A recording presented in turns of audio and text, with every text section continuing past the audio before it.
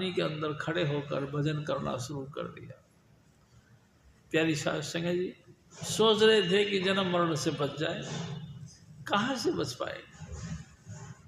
प्यारी साध संगत जी कई दफ़ा हमने देखा जमीन के अंदर घुस के अंदर जो है भजन करना शुरू कर दिया, यही सोच के कि जन्म मरण से बच जाए, लेकिन नहीं बच पाए।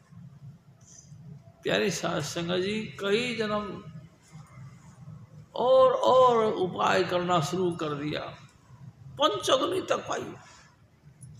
इंसान अपनी जगह पे बैठकर चारों तरफ आग की जला के उसकी तपस के अंदर बैठा रहा। 4 अग्नि ये दुनियादारी की और 5वां आसमान में चलता हुआ सूर्य, इसका तेज भी हमारे देही पे पड़ता रहा, लेकिन फिर भी हम इस जन्म मरण के चक्कर में यानी कि इस देही से मुक्त नहीं हो सके। प्यारी साध संगत जी क्यों? क्योंकि ये देही हमारे कर्मों का रिजल्ट है। हम जो भी हैं, हमारा शरीर जो भी हमको मिला है हमारे प्रारब्ध कर्मों के मुताबिक मिला। हमने किसी जोनी में कुछ भी कर्म किया है उसका रिजल्ट है कि हमको अब मिला।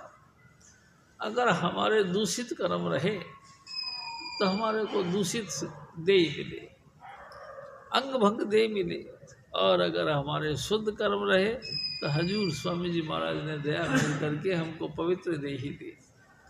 लेकिन फिर भी मैं आपको एक निवेदन करता हूँ, कर्मों का चक्कर चलता ही रहता। जितना मर्जी होशियार आदमी रहे, प्यारी साध संगत जी जानते में अनजानते में हैं, कभी हम बेहोश रहे कभी हम बाहोश रहे, लेकिन कर्मों का चक्कर चलता ही रहा और कर्मों के रिजल्ट से हमको देही मिलती रही। कर्म जुगात चुकाए, ये कर्मों का चक्कर, अगर इस जुगात को यानी इस देही से मुक्त होना चाहते हो तो सतगुरु शरण। सतगुरु किसको कहते हैं? सतगुरु सत्य स्वरूप है भाई जी, जिसने अपने सतगुरु की शरण में आकर के उनके हुक्म को 100% कबूल कर लिया, अपने आप का जीवन उसके मुताबिक ढाल दिया। हम किसी भी महापुरुष की शरण में गए, अगर हमने मनमानी करी तो हमारा कोई काम फायदा नहीं। प्यारी साध संगत जी हमको क्या करना है? हजूर स्वामी जी महाराज कहते हैं कि सतगुरु की शरण में आकर के चुपचाप सतगुरु के हुक्म को कबूल करो। क्या कहते हैं सतगुरु?